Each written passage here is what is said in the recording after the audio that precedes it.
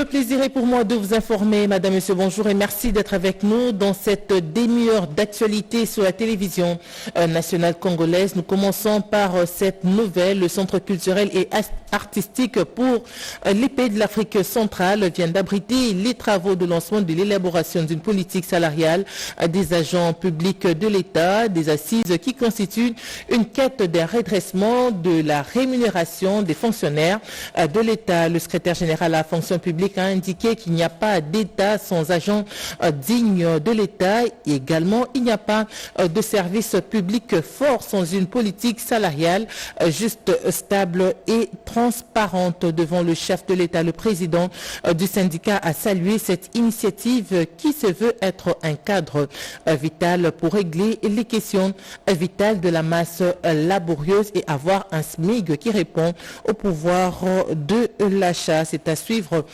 dans nos prochaines éditions. Ce journal démarre par les activités du président de la République, justement Félix-Antoine Tshisekedi Tshilombo, qui était en visioconférence avec son homologue indonésien. C'était le mercredi 23 avril 2025 à la Cité de l'Union africaine. Le président de la République, Félix-Antoine Tshisekedi Tshilombo, était cet après-midi en visioconférence avec son homologue indonésien Prabowo Subianto.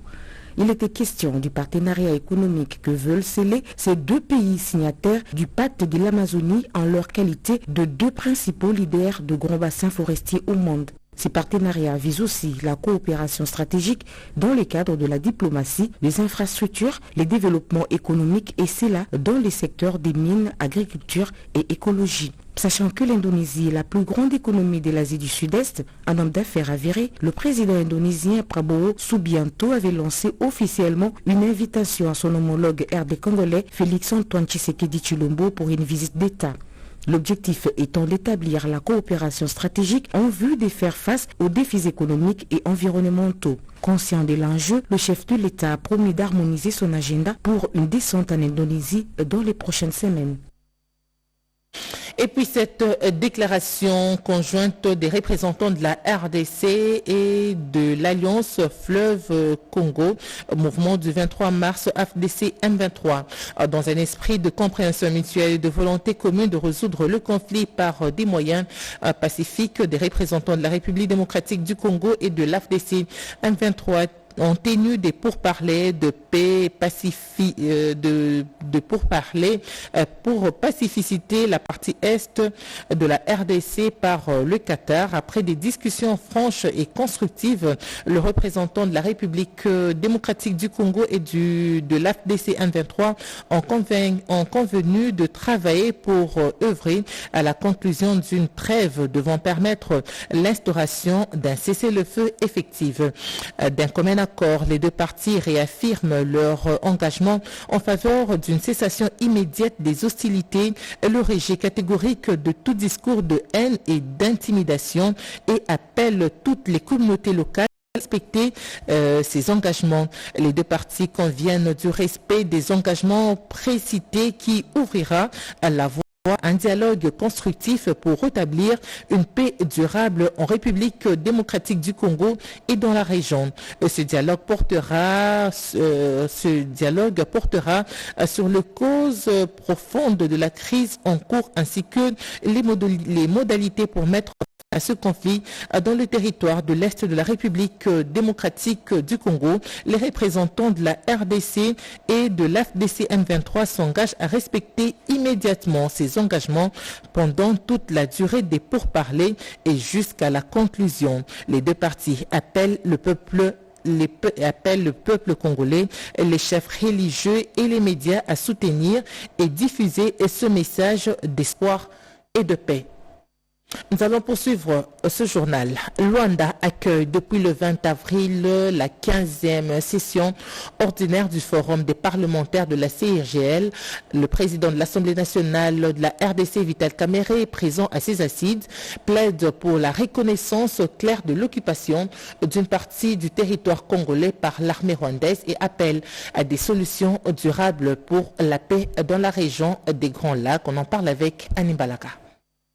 Pendant 5 jours, soit du 20 au 25 avril 2025, les présidents des parlements des pays membres de la conférence internationale sur la région des Grands Lacs se réunissent à Luanda, en Angola, pour discuter sur des matières contraignantes de la région, dont principalement l'évolution de la situation politique, sécuritaire et humanitaire dans la région des Grands Lacs autour du thème « Leadership inclusif dans la région de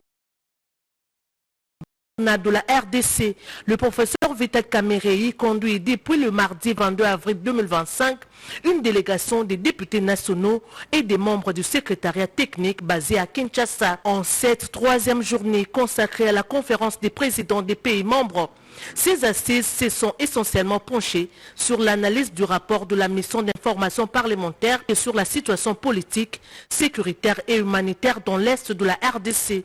Ce rapport a été présenté par le secrétaire général sortant de la CIRGL, Tembo Moueloa Ronald, devant la conférence des présidents conduite par l'honorable Nelly Mouti Moutete, présidente de l'Assemblée nationale zambienne. À l'unanimité, la conférence des présidents a adopté ce rapport moyennant quelques amendements dont les plus pertinents sont venus Caméré, notamment sur l'évolution de la situation sécuritaire sur terrain depuis la production de ce rapport qui ne mentionne pas l'occupation d'une partie du territoire congolais par l'armée rwandaise. Le speaker de la Chambre basse du Parlement a mis un accent sur la volonté manifestée par le président Félix Antoine Tshisekedi Tshilombo de s'attaquer aux causes réelles afin de mettre fin à cette guerre à travers des solutions durables qui ne doivent plus ramener le pays dans un cycle de violence à répétition. Camp des réfugiés congolais au Burundi, les députés médecins sonnent l'alerte face à la crise humanitaire. La première ministre Judith Suminwa a reçu ce mardi une délégation des députés nationaux médecins conduite par le docteur Léon Kabamba Ngombe de retour d'une mission humanitaire au Burundi. On en parle avec Chimendondo Popomba et Joe Koukou. Autour de la première ministre, 5 députés médecins et des élus du Nord Kivu proches des zones d'où proviennent les déplacés congolais au Burundi. Ces parlementaires poursuivent un objectif clair, celui d'offrir des soins gratuits aux déplacés fuyant les combats entre l'armée congolaise et les terroristes du M23 soutenus par le Rwanda. C'est mardi 22 avril. Ils sont venus remettre un mémorandum alarmant auprès de la chef du gouvernement sur les conditions de vie de ces réfugiés congolais. Nous sommes venus donner notre rapport et notre mémo parce que nous venons d'une mission humanitaire au Burundi. C'était pour voir nos frères et sœurs qui sont réfugiés là-bas. Bon, nous avons informé l'excellence Madame la Première ministre en tant que maire de la situation de ses fils et filles, de la manière dont ces enfants sont en train de vivre au Burundi, dans les camps des réfugiés. D'une manière succincte, la situation n'est pas bonne. Pour sa part, la chef du gouvernement a annoncé avoir dépêché une équipe sur place. Une réaction vivement saluée par médecins. Elle nous a rassuré qu'elle a déjà dépêché une équipe pour le soutien de nos compatriotes qui sont là-bas et qu'elle fera le suivi pour que les choses puissent bien marcher et que certains besoins, notamment les besoins prioritaires, soient vraiment résolus dans les camps de réfugiés au Burundi. L'afflux massif des réfugiés suite à l'agression du pays par l'armée rwandaise et leur supplétif du M23 nécessite une aide humanitaire urgente afin de répondre aux besoins vitaux et d'enrayer le risque sanitaire majeur. Procès Boukangalonzo, les dilatoires sont terminés. La Cour constitutionnelle, comme juge répressif, a abordé le fond de l'affaire opposant le ministère public, le prévenu Matata Pogno ainsi que Globert. C'est à suivre avec plus de détails dans ce reportage de Edith Chala.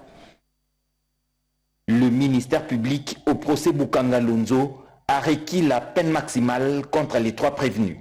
20 ans pour Matata Pogno avec inéligibilité de 10 ans à la fin de la peine. Grobler a expulsé à l'expiration de sa peine et Mutombo Mwana Nyembo a gardé loin des fonds publics pendant 5 ans. À l'audience de ce 23 avril, Le défaut a été retenu contre les prévenus qui ont choisi de s'absenter sans raison aucune, alors qu'à l'audience précédente, ce sont eux-mêmes qui avaient sollicité la remise contre l'avis du ministère public. Avant le réquisitoire du procureur général, les 3 inspecteurs des finances qui ont audité le projet Bukangalunzo ont renseigné la Cour sur tous les éléments d'éclairage dont elle avait besoin. Le président de la Cour, Dieudonné Kamouleta, a pris l'affaire en délibéré et le verdict est attendu le 14 mai prochain, date de la prochaine audience. Je crois que pour ce qui concerne les éclaircissements, la Cour est suffisamment éclairée. Nous avons voulu, si les prévenus étaient là, on pouvait prendre même 3 jours d'instruction. Une délégation gouvernementale constituée du ministre des Ressources hydrauliques et électricité, du ministre des Finances ainsi que celui du budget aux assemblées annuelles des institutions de Bretton Woods. C'était pour mobiliser les partenaires de la RDC sur les projets prioritaires. Ils ont présenté les réformes des entreprises pour favoriser un climat des affaires. On en parle avec Alain Bikaï.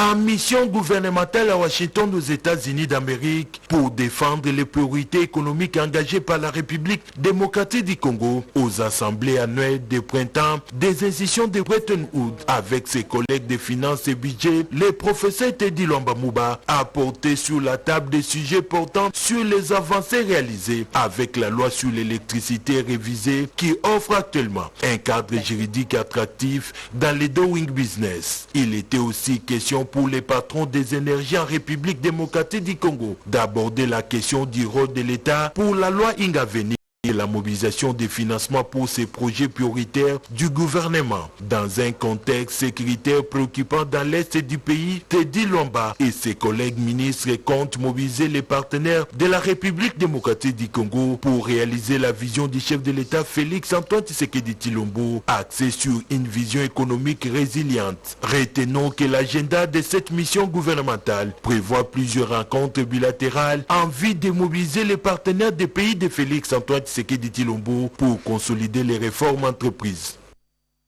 Situation sécuritaire dans la partie est de la RDC. Un concert pour la solidarité congolaise a été joué à Paris, en France. L'objectif est de récolter des fonds pour les enfants victimes de cette guerre de la partie est de la RDC, mais aussi aider les victimes de massacres de la guerre d'agression. Diane Balaka. Tout le monde se baisse. Maître Gims, Youssoufa, Dadju, Fali Poupa, Gezmaweti, Daniela et tant d'autres gros vendeurs du rap français et nombreux artistes congolais et internationaux ont agrémenté cette soirée dénommée Solidarité Congolais devant un public évalué à plus ou moins 11 000 spectateurs sur des gradins et dans la fosse de l'Accor Arena à Paris en France. Ce concert vise à lever des fonds pour les enfants de l'Est de la RDC et d'aider les victimes de massacres toujours dans cette partie Est de la République. Ce concert caritatif a fait un carton plein. Les spectateurs agitent à bout de bras les drapeaux de la RDC. Au total, une trentaine d'artistes se sont succédés le temps d'un ou plusieurs morceaux. Le pilier Youssoufa, accompagné des Singula, ont enflammé la scène.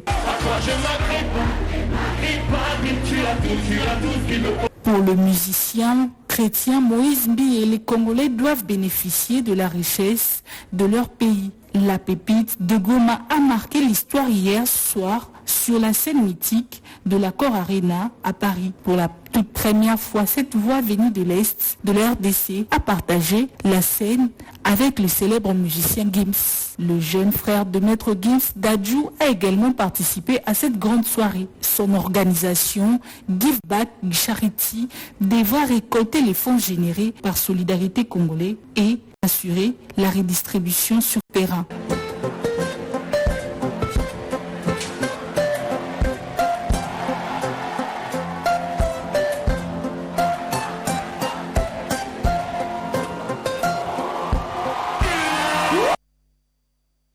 Tout à fait autre chose à présent. Des produits antiviraux et anticancéreux tels que le Dobaz C et le concours ont été présentés au conclave du génie scientifique congolais. Le pharmacien Constantin Bachengezi rappelle l'importance de ces produits. Une fois de plus, Diane Balaka. Bientôt seront menés des essais cliniques observationnels avec l'Afrique du Sud, la Tanzanie et le Burkina Faso en vue de valider sur le marché de ces 3 pays les produits pharmaceutiques fabriqués au laboratoire du Gripat, ici à Kinshasa Limité. Révélation faite par le directeur général du Centre de recherche en phytothérapie, pharmacopée africaine et technologie pharmaceutique, Gripat. J'ai commencé la recherche sur le Dobaz en 1986 à l'université de Kinshasa, sans désemparer. Jour pour jour, j'ai travaillé sur ce projet. Je n'ai jamais vu un ministre ou un membre du gouvernement qui se soit aussi investi dans la promotion de la recherche scientifique et technologique au pays comme le ministre Kabanda. J'ai aussi eu l'occasion de rencontrer 2 ou 3 fois le président de la République, chef de l'État. J'ai senti la même motivation, la même volonté politique de faire de la science et de la technologie le moteur de développement de ce pays. Constantin Bachengezi a indiqué qu'au cours d'une conférence internationale organisée récemment au Burkina Faso par le ministère du Sud-Africain de la Science et la Technologie de l'Université Kizerbo de Ouagadougou, il a présenté le résultat de ses recherches. Ce qui a attiré d'autres pays à s'intéresser au travail fait par les chercheurs congolais dans ces domaines. Tout d'abord, ce communiqué avant de poursuivre avec ce journal, un communiqué venant du comité de suivi de la paie des agents et fonctionnaires de l'État qui informe les fonctionnaires du démarrage effectif de la paie ce jeudi 24 avril 2025. En effet, les opérations de mise à jour de l'état liquidatif du mois du 2e trimestre 2025 a pris plus de temps que prévu.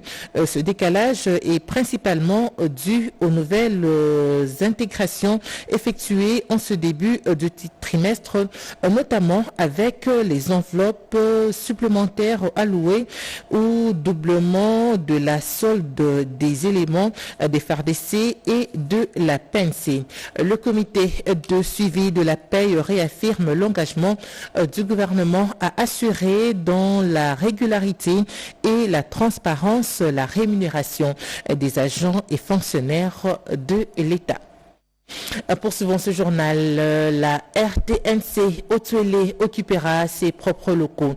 Et les travaux de modernisation du site financés par le gouvernement provincial évoluent normalement, comme l'a constaté le vice-gouverneur Christophe Dara. Nathalie Mboula pour le reportage. Les travaux de parachèvement et de modernisation des installations de la station provinciale de la RTNC Otuélé au cœur de la ville d'Issiro sur financement du gouvernement provincial évoluent à pas de géant et l'occupation de ces locaux n'est désormais qu'une question de jours. Au nom du gouverneur Jean Bakomi Togambou en mission, le suivi de ces travaux est effectué à Kerjoa sous la conduite du directeur provincial Damas Esole Kesole Kaya par son vice Christophe Darama Tata, accompagné du ministre provincial de la communication et des médias, Emmanuel Arama Odingo Kiro, et de Didier Baragoume, conseiller spécial du gouverneur. Si du côté aménagement de l'environnement extérieur, un agent devra être déployé sur le site dont les bâtiments par contre des cellules destinées à l'administration, à celles consacrées aux studios radio et plateau TV, tout va bien, constate Christophe Dara qui rassure de la volonté du gouvernement provincial d'aller jusqu'au bout. Les travaux ont évolué à terme des moyens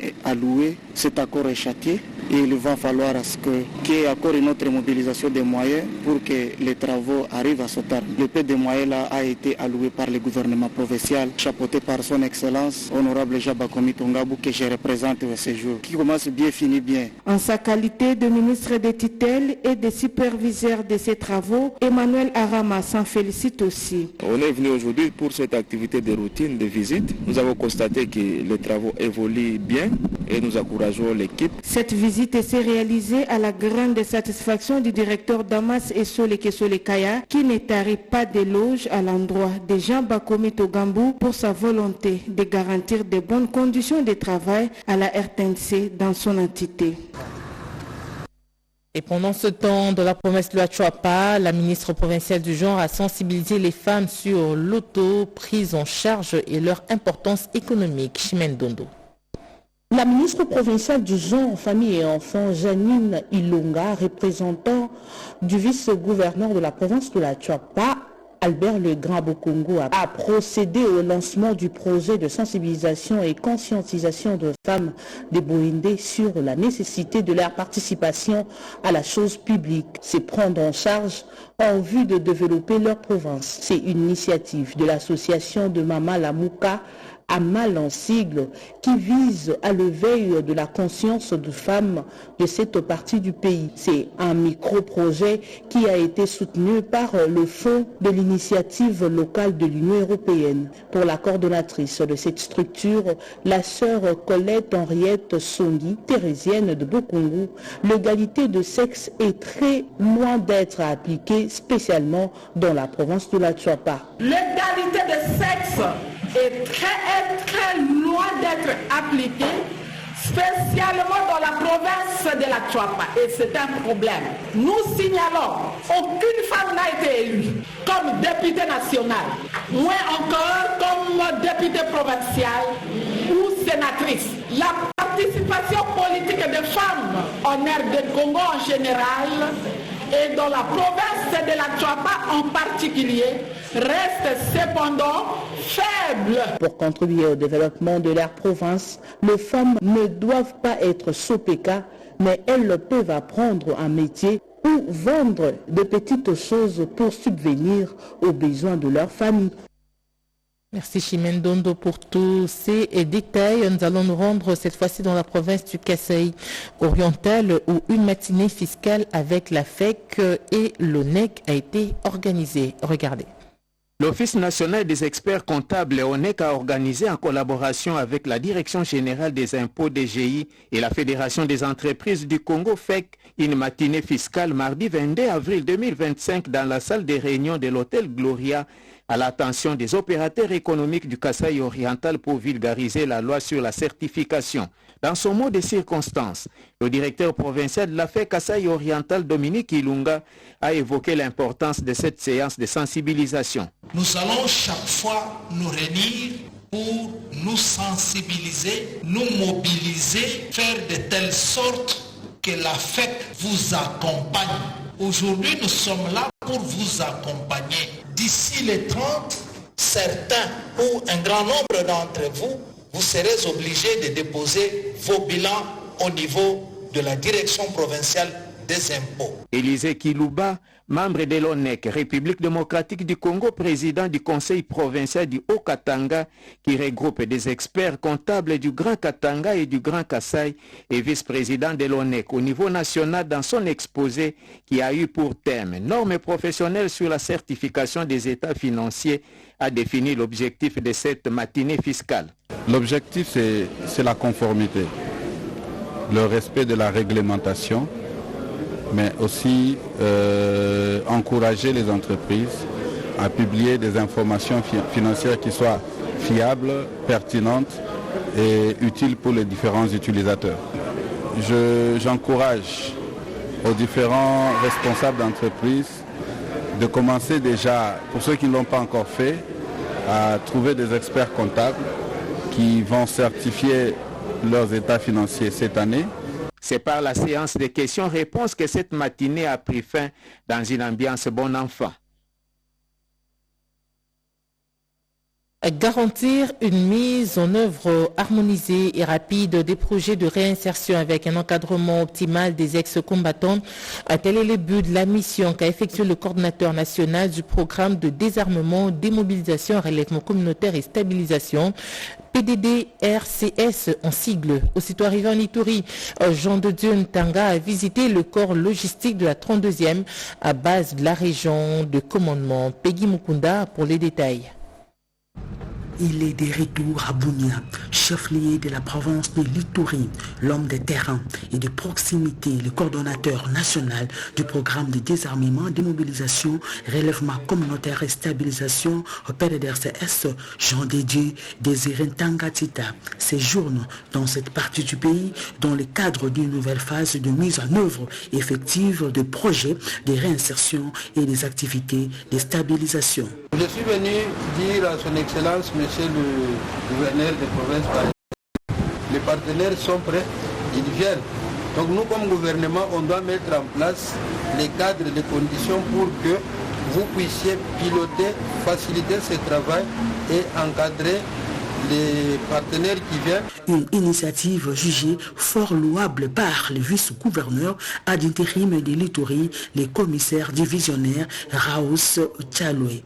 Ce que je peux dire, moi, c'est remercier le commandant suprême pour avoir rédigé Zoka. C'est l'homme qu'il fallait à la place qu'il faut.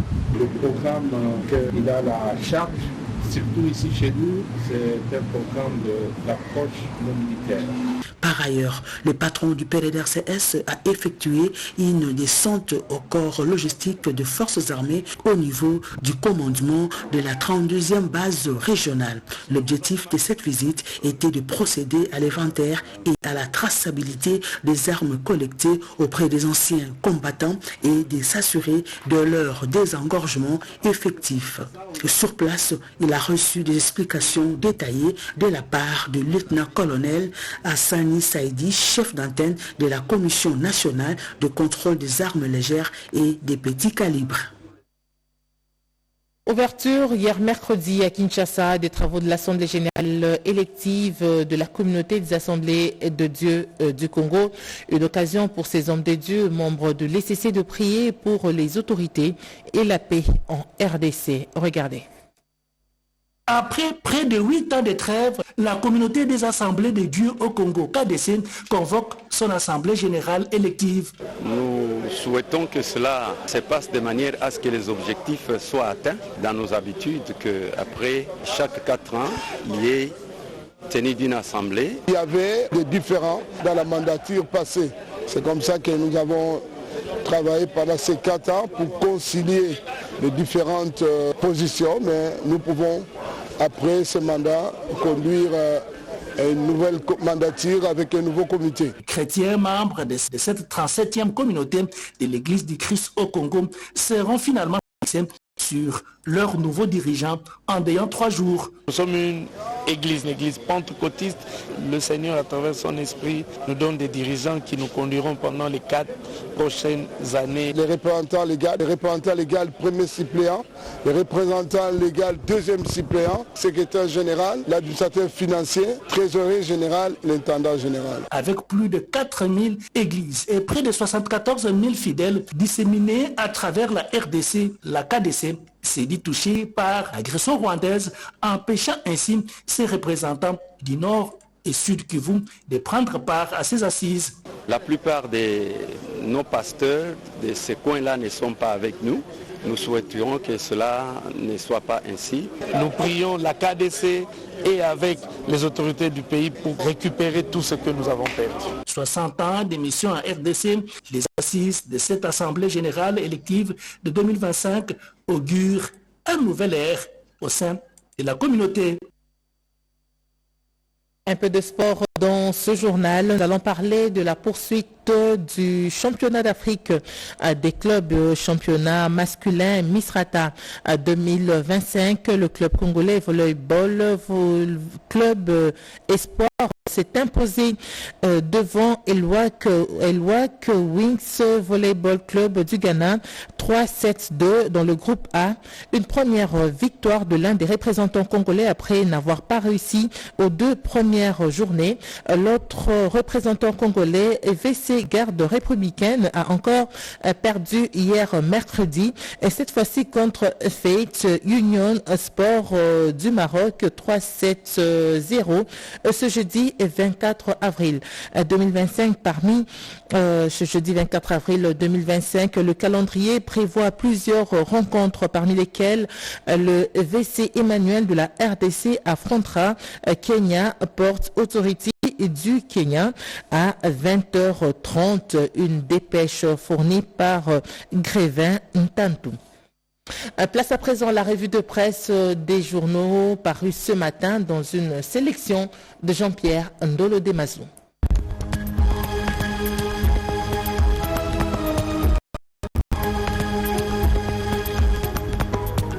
Bienvenue mesdames, messieurs à cette revue de presse du jeudi 24 avril 2025.